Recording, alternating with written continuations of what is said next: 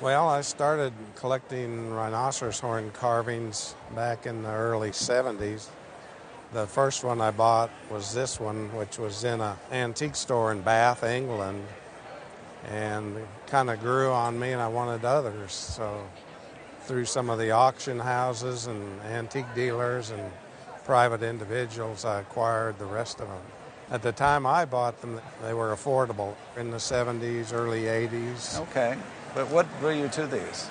It's just something that you have to feel, I think, rather than describe. Absolutely. All these rhinoceros horn libation cups were made for kind of ceremonial presentation purposes. Right. And all of these were made in the late 17th through the early part of the 18th century. This cup here, it's in the shape of a magnolia blossom.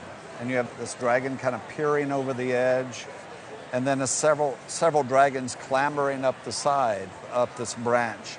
And this beautifully fluted foot that flares out at the base. And it's got the wonderful band of detailed carving around the center section.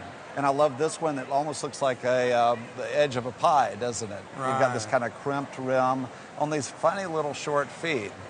This one over here is in the form of a vessel we call a jue, which is an archaic bronze form from over 1000 BC that was made as a ritual wine vessel. And then this one, all these figures of the immortals ranging around the side with wonderful detail. You can actually see their facial features. Right. And it's just really terrific.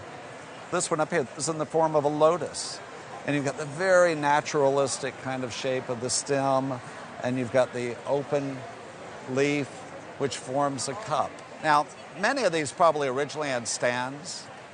The stand that remains is on this one, which actually most likely is a 19th century stand. It's not an earlier stand.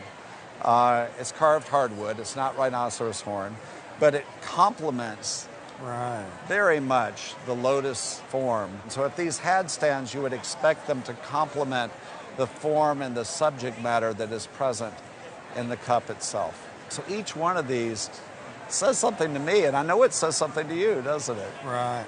Now, tell us how much you paid for each of these. Well, this one that I bought in England, it was $500, and that took almost all the money I had with me to buy that one, so it was kind of a cheap trip the rest of the time I was there.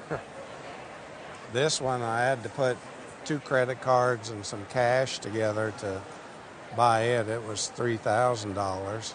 This one here I bought from the auction house on the phone through the catalog, and it was $800. And this one I pretty much traded and some cash to a good friend of mine in Dallas, Texas. Probably $1,000 to $1,500 materials and cash for the pair. So we're looking at a total expenditure of about $5,000. Yeah. Do you have some ideas about what you think the values are? Well, some of the auction results are, astronomical.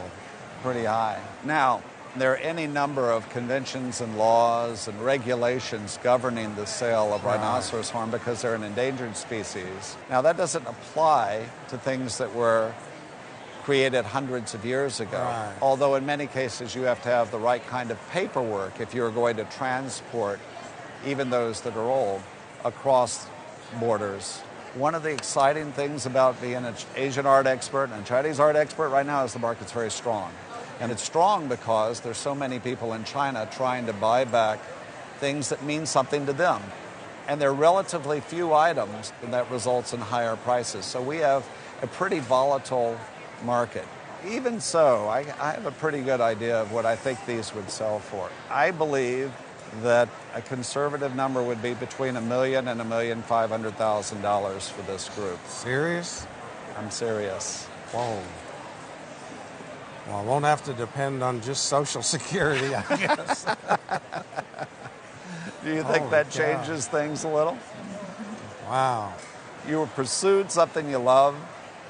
You weren't worried about the money. I'd rather collect thing. something like this than eat. Serious? I'm serious as I can be. I need an inhaler and I don't even have asthma. Well, I knew it'd be good, but I didn't know it would be that good.